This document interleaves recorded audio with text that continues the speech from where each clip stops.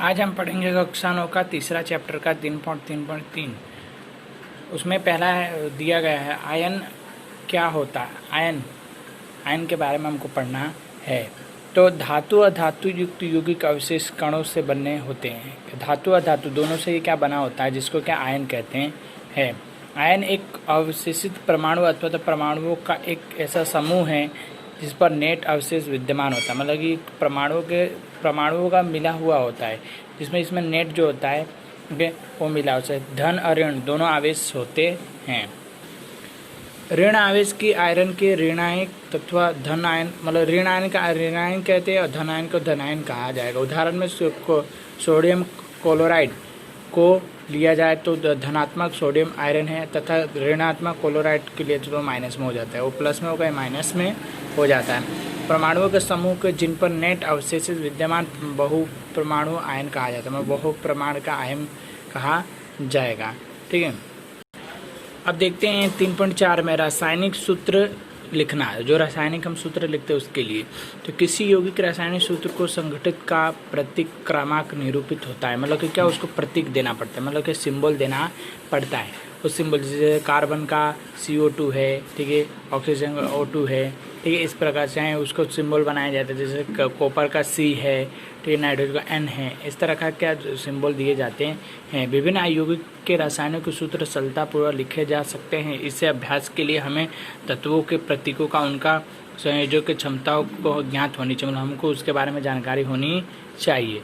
ठीक है, आगे देखा था जिसके तत्व की संयोजक शक्ति उस तत्व की संयोजकता कहलाती है। मतलब जिसकी शक्ति ज़्यादा हो उसकी क्या संयोजकता कहलाती है। किसी एक तत्व के परमाणु दूसरे तत्व के परमाणुओं के साथ किसी प्रकार के संयुक्त होकर के एक रासायनिक यौगिक का निर्माण करते हैं। मानक रासायनिक जो यौगिक होते हैं उसको बनाने का वो क्या कार्य करते हैं।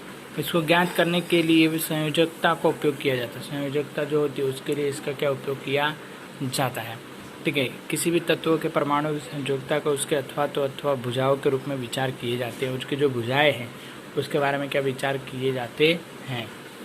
अब यहाँ पे आप देखेंगे तो सभी आपको दिया, जैसे सोडियम, पोटेशियम, सिल्वर, कॉपर दिया, तो सोडियम N+, पोटेशियम K+ संकेत है इसका, और सिल्वर क्या Ag+, कॉपर का CuT दिया है। ठीक है, इस प्रकार के क्या इनके क्या ये जितने भी दिए गए इन सबके का एक संकेत होते हैं।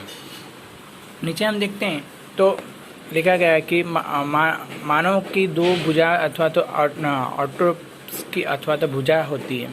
ओडोस की भुजा मानव की केवल एक भुजा पकड़ सकती है। मतलब क्या होता है, एक मानव की कोई एक ही भुजा ये क्या पकड़ सकती है, ऑटोपस।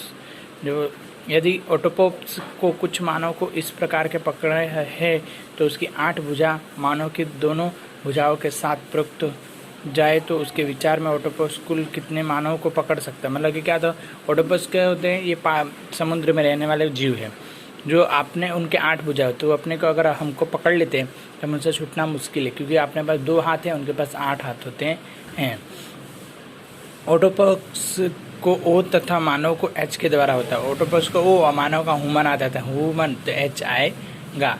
क्या आपको इस संयोजकता का सूत्र लिख सकते हैं क्या आप OH4 को सूत्र के रूप में प्राप्त करें। पदार्थ 4 ऑटोपस के पकड़े गए मानव की संख्याओं को प्रदर्शित करेगा। मतलब 4 होंगे ऑटोपस, तो O3 और +H मानव आ जाएगा। ठीक है, इस प्रकार से आगे देखिए सारणी में कुछ सरलतापूर्वक बहुपूर्ण आयरनों की संयोजकता दी गई। संयोजकता के बारे में हम अधिक जानकारी लेंगे, अध्ययन के प्राप्त करेंगे रासायनिक सूत्र। मतलब इसके बारे में रासायनिक सूत्रों के बारे में क्या इसको जानकारी लेना है।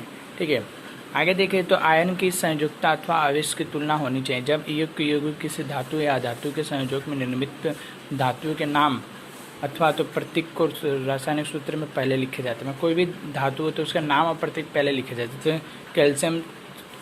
कैल्शियम ऑक्साइड तो CaO हो गया, सोडियम क्लोराइड तो NaCl हो गया। इस प्रकार से क्या होता है, सब सूत्र होते हैं, अथवा तो इसकी दाईं तरफ लिखे होते हैं, दाईं या बाईं तरफ इसको लिखा जाता है। आगे देखें तो बहुपरमाणु आयन के निर्मित यौगिकों में आयन की संख्या दर्शाने के लिए आयन को कोष्ठक लिखकर आयन की संख्या कोष्ठक में बाहर लिखी जाती है। मतलब कि आयन की जो संख्या तो कोष्ठक बना करके उसके बाहर लिखे जाए, इसमें Mg+OH+2 बाहर लिखा गया। इसी प्रकार से इसको क्या बाहर लिखा जाता है। बहुप्रमाणिक संख्याओं का एक हो तो कोष्टक की आवश्यकता नहीं होती। उदाहरण के लिए कि NOH मतलब कोई एक हो तो उसके लिए कोष्टक की कोई, अगर ज़्यादा हो तो उसके लिए क्या कोष्टक लगाना पड़ता है। अब हम आगे पढ़ेंगे कल सरल यौगिक के सूत्र बनाने का विधि।